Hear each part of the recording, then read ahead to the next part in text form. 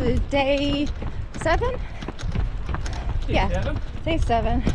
Nice little run starting in Maryport.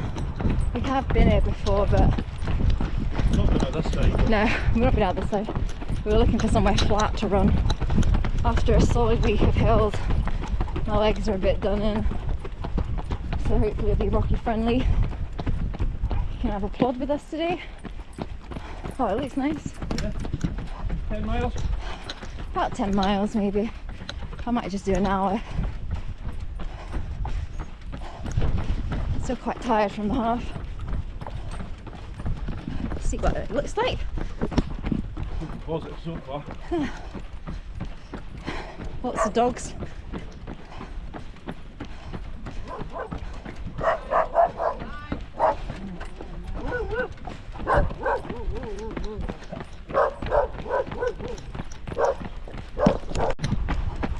So I think you can get a good 4 to 5 miles out, 4.5 back or something from what I've seen. It's all like this. Such a treat.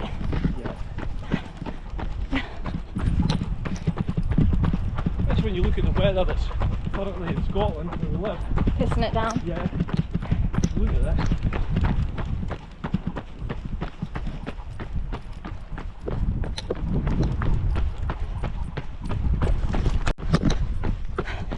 It's so nice along here. It reminds me of where I grew up, like all the places I grew up, like Folkestone, Very, very cool. Walton on Naze, yeah, that whole south coastline. But you've got mountains over there. The woods on that side, I think. Runners everywhere. Morning. You enjoying it? Yeah, really are. This is nice. I'm only going to run to 7 miles. Then I'm going to stop at a cafe, wait for John to round up till 10. Me and Rocky will sit and eat a snack. So the prom ended, but there's the English coastal path picks up here. Just going through the golf club. Such a nice running surface.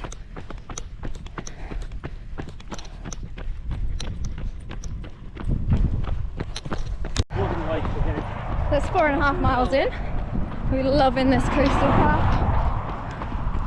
It's really nice. I love it. I'm ready to move it. Really good surface.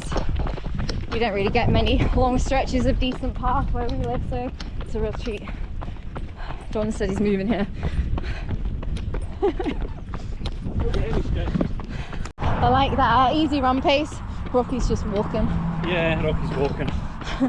5 miles in. Little water stop for Rocky. Is that good? He's happy. 6.5 miles in. You're loving that path though. Love you. Love you too. We love you, Rocky. So we're at 7 miles. I think I'll get about just under 8 and I'll call it a day. Rocky's starting to slow, but he's more of a swimmer than a runner. Back on the prom.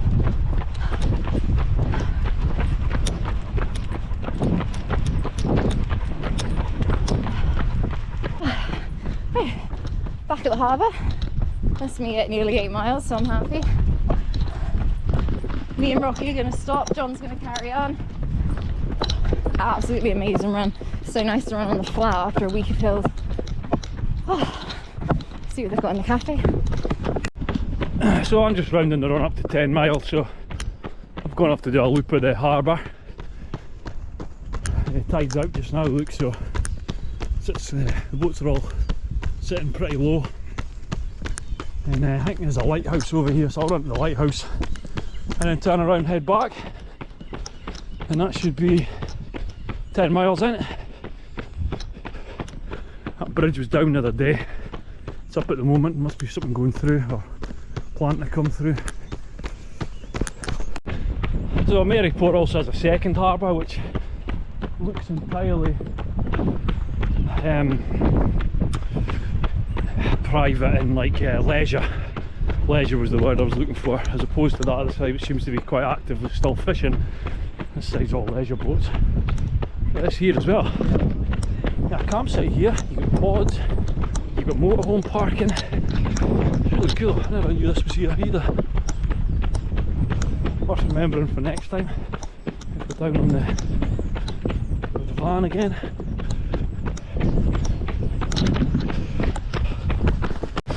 So there's the marina from the other side.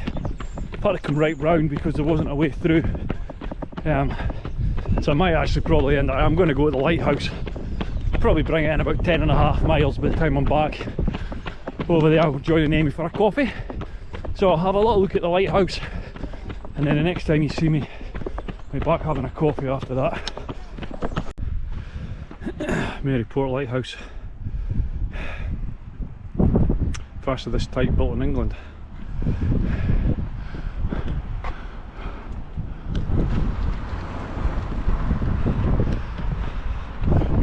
Yeah, really nice area. I just can't stop running. I'm going to run to the end of the pier and then back. I feel like it just has to be done now, out to that end bit and back. So I'll just take it right out to the end. So we were over that side.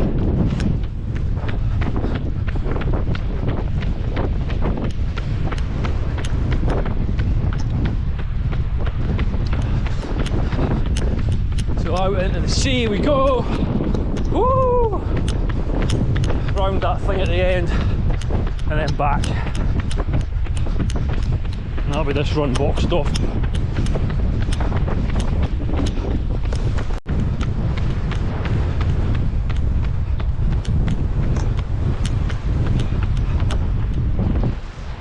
A view of the coastline that way.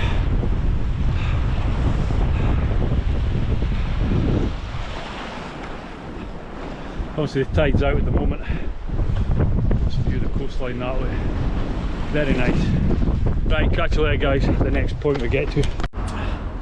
Right, so now we're in Whitehaven and we're coming to do the rum experience. It's like 3 floors Yeah. of history of rum and pirates. Loads of pirates. I like pirates. We're going to get coffee afterwards and take Rocky in.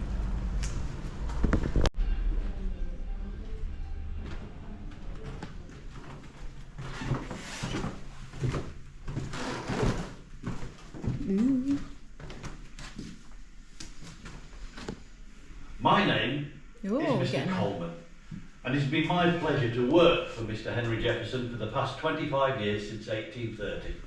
And he has entrusted me with overseeing this most... I don't think so. So we're just in the main bit of the rum museum. I guess this is meant to be where they get the sugar from? Rainforest? Plantations? The sugar workshop, that sounds fun. And deserted rum boats.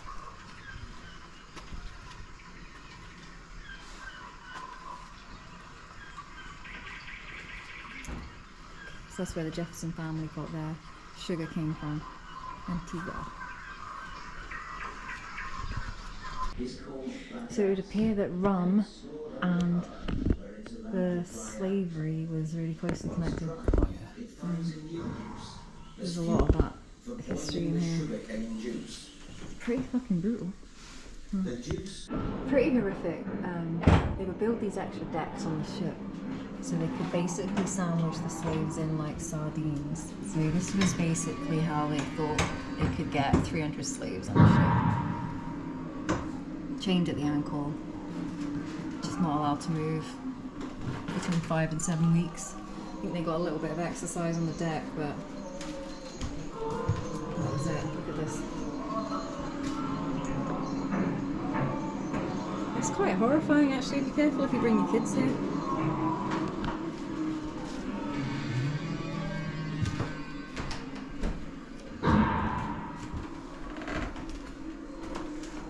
Iron slave collar. Holy moly.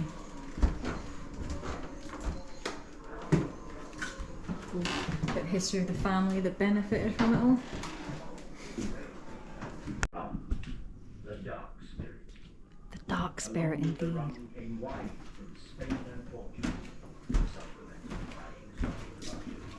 So the Jeffersons were into tobacco, and then 200 years ago switched to rum. Rum and slaves. It's all the rage.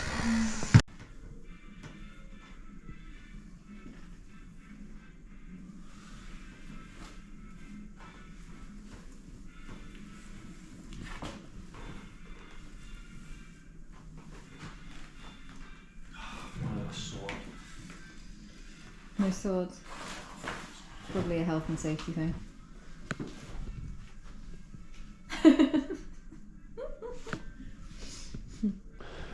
Right, next point of adventure for today is this Force Crag mine.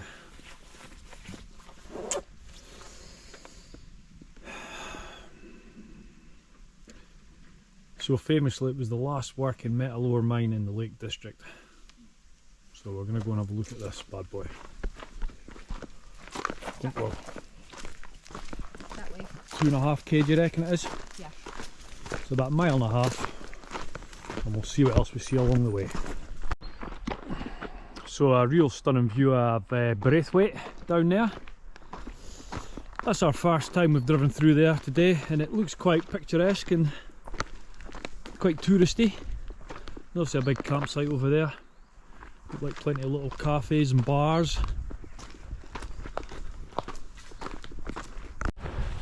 So really nice hills here on the way up to this mine. Any ideas on names of those, Amy?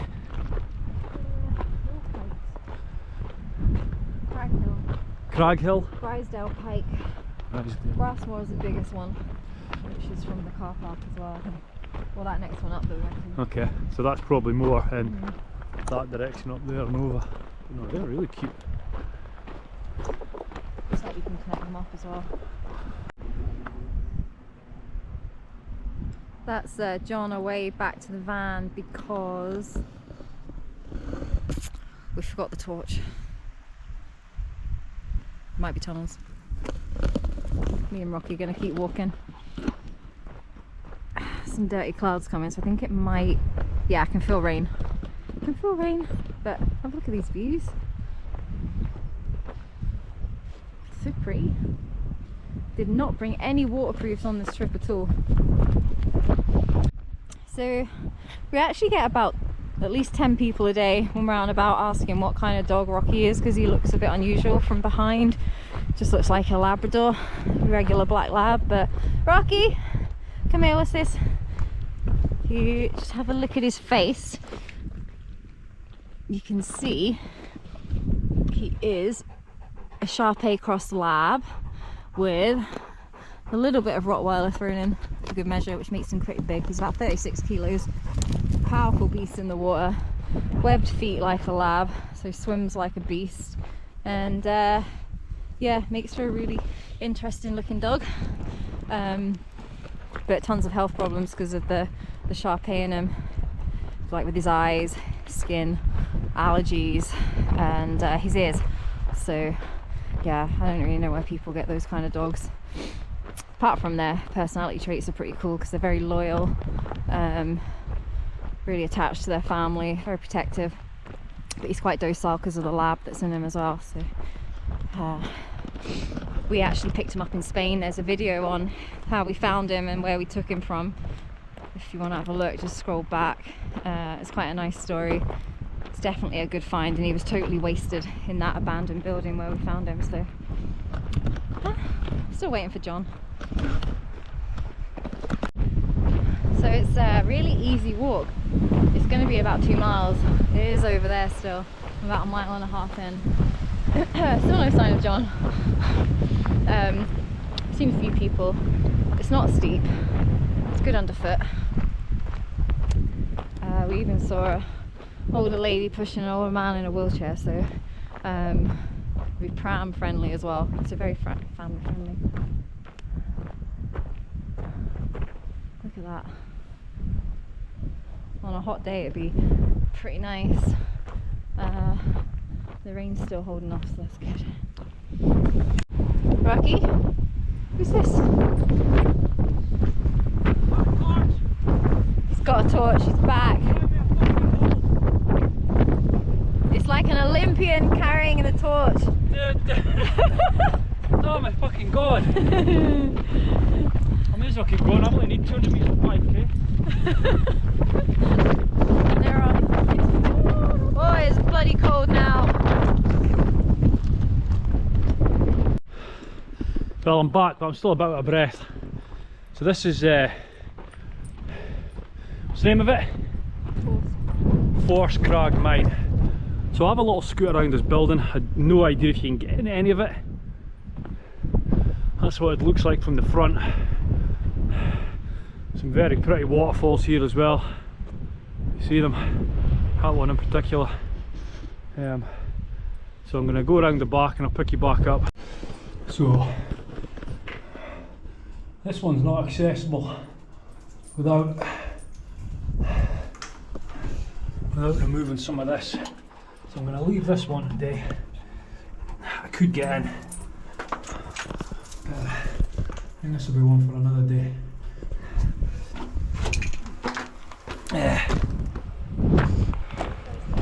Closed off that one, yeah. Let's see what else there is. You could get in it though. Here's the system, so that's the cart up there. It came along the top, tipped into the cart, and then and away into there for processing. So this was iron ore they were taking out of here. Really cool to see it all still intact. Get to the top of that just. Yeah? Lead? Yeah. This is lead that came out of here. Yeah, and zinc. Lead and zinc. So I think that was quite a dirty process. There you go, look. They shuffled the stuff onto there and away down it came. So obviously there's a hole there. Stuff came out of there. I think there must be more than that. We'll find it. I'm going to get in somewhere. I've got a torch. I don't think the building's accessible, but that don't matter. You know, the ponds, they obviously used for cleaning the stuff up down there. Obviously that's the view from the back sort of side of this building. Yeah, real pity actually can't get in it to see. They do have open days where they obviously open up for the public and you can come up, but it'd be almost easier if they just left it open, because I mean, there's nothing in it. Not of any value. No. If somebody's going to break in, they're going to break in anyway, you know, to smash it up. So it's really cool. Just a shame you can't actually see in it.